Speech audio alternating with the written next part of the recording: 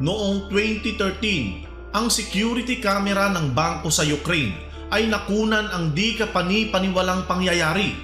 Ang ilan sa kanilang mga ATM machines kasi ay bigla na lang naglabas ng maraming pera kahit na walang taong nandoon para magpasok ng card o pindutin ito.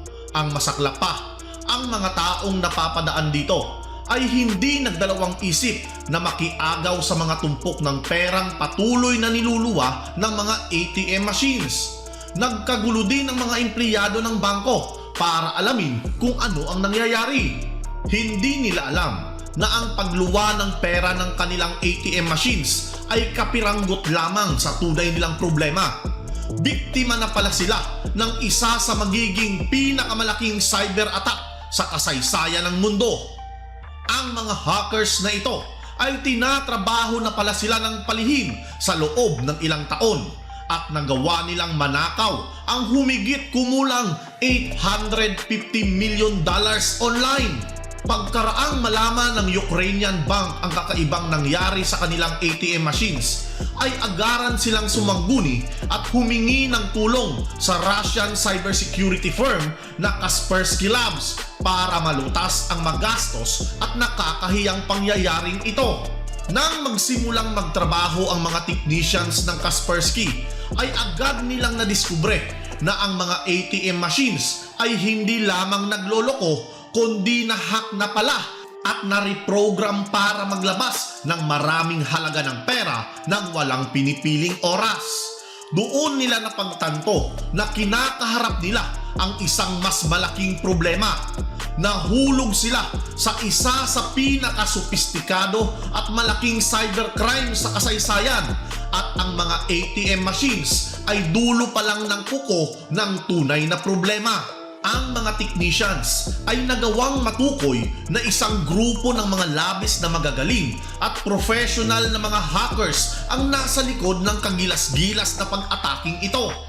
Ang pag-ataking ito ay malabo na kagagawan ng isang bansa lamang o estado ng isang bansa dahil ayon sa mga eksperto, nalaman nila na ang mga salarin ay mga madulas, maingat at sopistikadong pinagsanib na grupo ng mga cyber criminals mula sa Russia, China at sa iba pang bansa. Ang grupong ito na tinawag nilang Carbanak Cyber Gang mula sa pangalan ng malicious software na ginamit nila sa kanilang mga pag-atake ay nagawang makulimbat ang humigit kumulang $850 million o may katumbas na humigit 42 billion pesos mula sa daan-daang bangko sa buong mundo. At sa kalagitnaan ng investigasyon na ginawa ng mga teknisyan ay napagtanto nila na ang mga pag-ataking ito ay nagsimula pa ng mga nakaraang taon at ang grupong sangkot dito ay sadyang tinarget ang daang-daang bangko sa iba't ibang bansa sa buong mundo. Sa katunayan, ang mga pag-atake ay patuloy pa rin kahit na ang mga teknisyan ng Kaspersky Labs ay nakakakuha na ng maraming ebidensya ng aktibidad ng mga hackers. Habang patuloy nilang kinukuha ang mga detalye ng krimen, ang mga hackers naman ay patuloy din sa pagnanakaw ng libu-libong dolyar kada araw mula sa mga bangko sa mundo. Isa sa mga dahilan kung bakit ang mga hackers na ito ay matagumpay na nananakawan ang maraming bangko sa loob ng ilang taon na walang nakakaalam ay dahil naglagay sila ng maraming iba't ibang stratehiya sa kanilang pagnanakaw na naging dahilan din para maging mahirap na mapagdugtong ang kanilang iba't ibang krimen sa iisang source. Ang Carbanak Cyber Gang ay may 3 stratehiyang ginawa sa pagnanakaw sa mga bangko. Ang una ay ang pagmanipula sa mga ATM machines. Mula doon ay nagawa nilang ma-access ang ATM network ng bangko at mula sa ilang daang milyang layo ay kaya nilang magpaluwa ng pera sa mga ATM machines na ito. Nagawa nilang magpaluwa ng pera sa mga ATM machines na hindi na kinakailangan ang mga ATM card na ipasok o pindutin ang ATM machine. Ang tanging gagawin na lamang ng kasamahan nila ay maglagay ng isang tao malapit sa mga ATM machines na ito para hakutin ang mga niluwang pera at umalis bit-bit ang libong dolyar na halaga ng mga perang niluwa. At dahil nga ang mga napapadaang mga tao sa lugar ay nakikisali sa pagkuha ng pera, ay mas madali sa mga hacker na makuha ang kanilang pera at mawala na hindi napapansin mula sa nagtutumpukang mga tao. Pero kahit paman na ang pagmanipula sa mga ATM ay mabisang paraan para makakulimbat ng pera ang mga hackers, ay masyado naman itong lantaran at kaduda-duda at madalas pa silang nakikipag-agawan sa ibang mga tao imbis na masolo nila ang lahat ng pera. Kaya naman sila ay may isa pang paraan sa pagnanakaw. Ito ay mas mainam na taktika at nangangailangan ng access sa mga bank account ng mga kliyente ng bangko.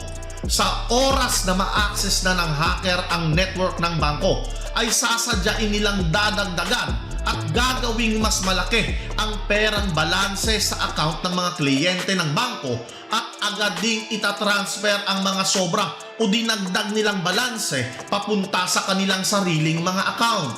Halimbawa, ikaw ay may initial balance na 1,000 lamang, pero ang hacker ay gagawin itong 10,000 at pagkaraan ng ilang minuto ay itatransfer ng hacker ang sobrang 9,000 sa kanilang bank account at hindi mo ito mapapansin dahil paggising mo sa umaga ay kumpleto pa rin ang pera mo na 1,000. Ang ganitong strategiya ay napakadali para makakulimbat ng libo-libong halaga ng dolyar sa loob ng ilang oras, pero kulang pa rin ito para sa kanila dahil meron silang mas malaking target.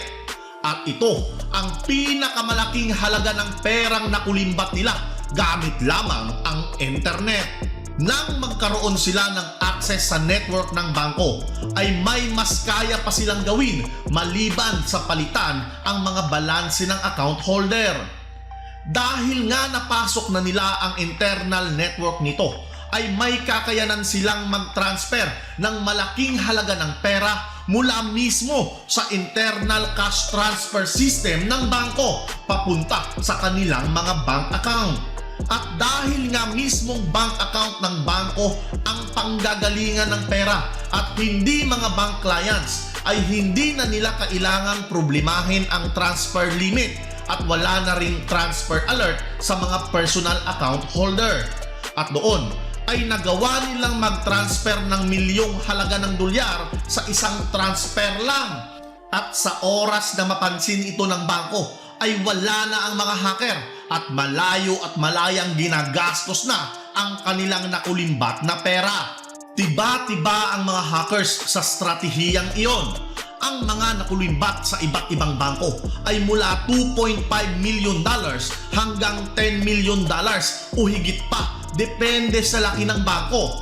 Ayon pa sa isang bangko na mahigit 10 milyong dolyar ang nakulimbat sa kanila sa isang atake lang. Habang isa ring bangko ang nagsabi na nawalan sila ng $7.3 million sa kanilang mga ATM machines. Sa kabuuan, ang Carbanak Cyber Gang ay may nakulimbat na mahigit 1 billion euros o mahigit 59 billion pesos mula sa world's financial institution. Ang pag-hack sa mga ATM at pag-hack sa mga bank account ng mga kliyente ng bangko para lagyan ito ng mga pera at makatransfer ng libong dolyar ay isang bagay. Pero ang pagnakawan mo ng tag 10 milyong dolyar ang bank account mismo ng isang bangko ay kakaibang bagay. So, paano nakalusot ang mga hackers na ito sa kanilang krimen? Ganito yon. Sa loob ng 2 taon, ang mga hackers ay nakapagnakaw sa mahigit 100 bangko sa 30 mga bansa, kung saan nahirapan ang mga otoridad na pagdugtong-dugtungin ang pag-ataking ito sa iisang grupo. Kaya naman palaging napag-iiwanan ng mga hackers ang mga bangko at mga otoridad. Karamihan sa mga bangkong inatake ay sa Russia, Ukraine at China. Maliban pa doon ay inatake din nila ang ilang bangko sa Amerika, Germany at iba pang mga bansa. ang mga ninakaw na pera ay direktang tinransfer sa mapanlinlang na mga bank account dahil di ito matukoy at nakatago din sa halos lahat ng bangko sa buong mundo. Karamihan sa mga ninakaw na pera ay napunta sa mga account sa Amerika, China at Russia. Isa pang dahilan kung bakit nalusutan nila ang kanilang gawain ng ganon katagal ay dahil inatake nila ang bangko mismo at hindi ang mga kliyente ng bangko. Dahil kung ninakaw nila ang pera mismo ng mga kliyente ay maaga silang napansin agad na magbibigay ng alarma sa mga otoridad. Subalit dahil tinarget nila ang mismong internal account ng mga bangko, tinago ng mga bangko sa publiko ang pangyayari dahil sa kahihiyan at takot na kunin ng mga kliyente ang kanilang mga nakadepositong pera. Kung kaya naman, siguradong hindi nila naikonekta ang nangyari sa kanila sa mga nangyari din na kahalintulad sa ibang bangko na nagpahirap sa mga investigador na tukuyin ang tunay na laki ng pag-atake.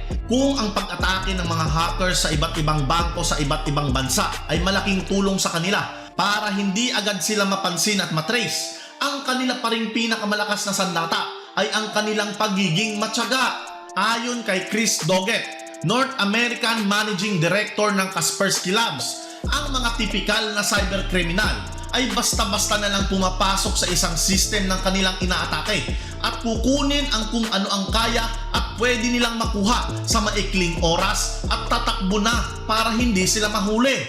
Sa sitwasyon naman ng Carbanak Cybergang, para daw silang Ocean 11 kaysa Bonnie and Clyde ayon kay Doggett. Kinakailangan nila ng 2 hanggang 4 na buwan para makumpleto ang isang pag-atake at ang kanilang proseso ay masyadong sopistikado. Ayon pa kay Doggett, ang ginawang iyon ng Carbanak Cybergang ay sadyang nakakabahala sa mga iba pang bangko sa mundo dahil hindi mahalaga kung ano pa mang software ang gamit ng mga bangko ay nakakagawa pa rin ng paraan ang mga hackers para makapasok sa system nila. Kahit pa ang pinaka-advanced at mamahaling software ay siguradong walang panama sa mga hackers na ito na gumagamit lamang ng simpleng paraan para makapasok sa system ng bank internal network sa pamamagitan lamang ng good old-fashioned phishing email.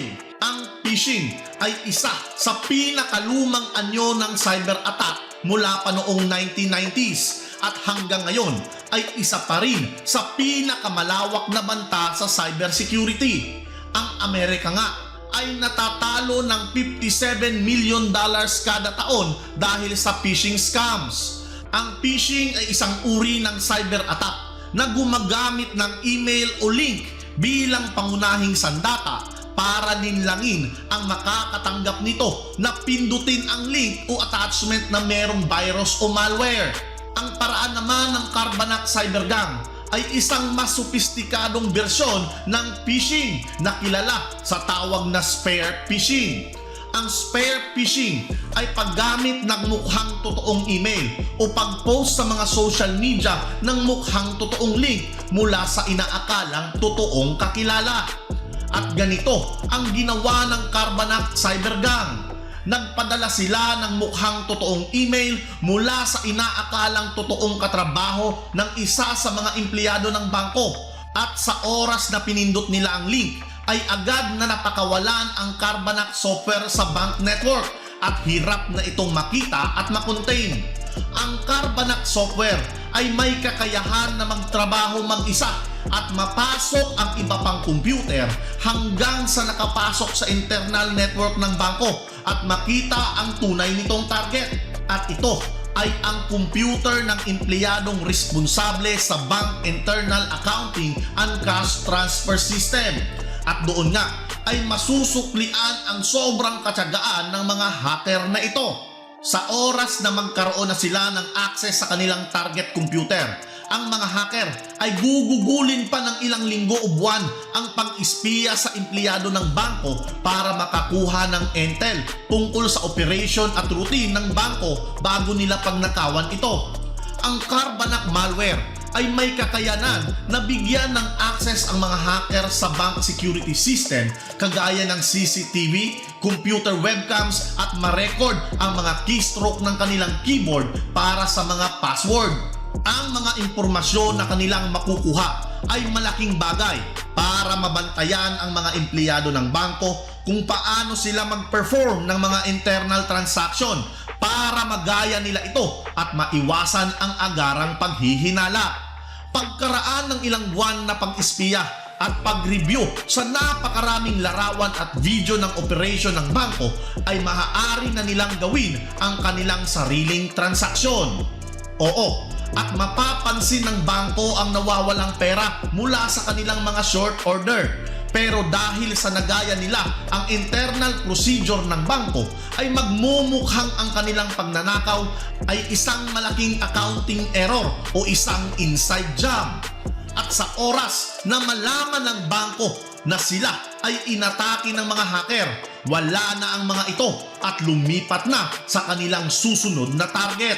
Ang mga nakaw na pera ay sa kanila itatransfer sa mga kahina-hinala at peking mga account sa iba't ibang bansa at saka i-convert bilang mga cryptocurrency para mas mahirap matrace at malaman ang huli nitong destinasyon.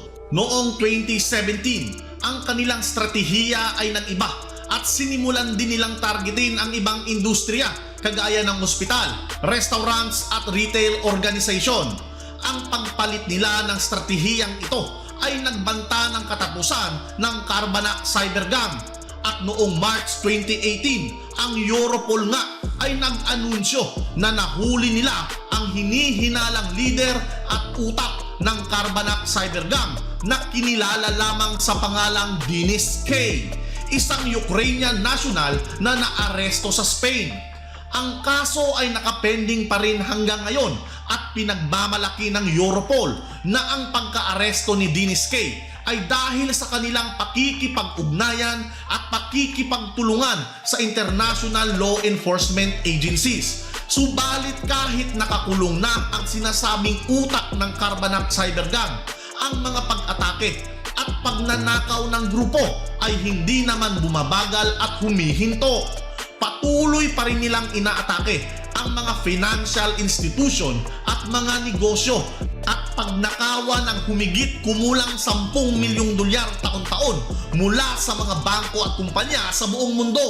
Ang kanilang taktika ay patuloy na lumalago at lumalaki kung saan lalong nagiging sopistikado ito, kaya nga marami ang mga gumagaya sa kanila na ibang mga grupo. Ang pagka-aresto kay Denis K. ay maaaring masasabi ng mga otoridad na malaking panalo sa kanila.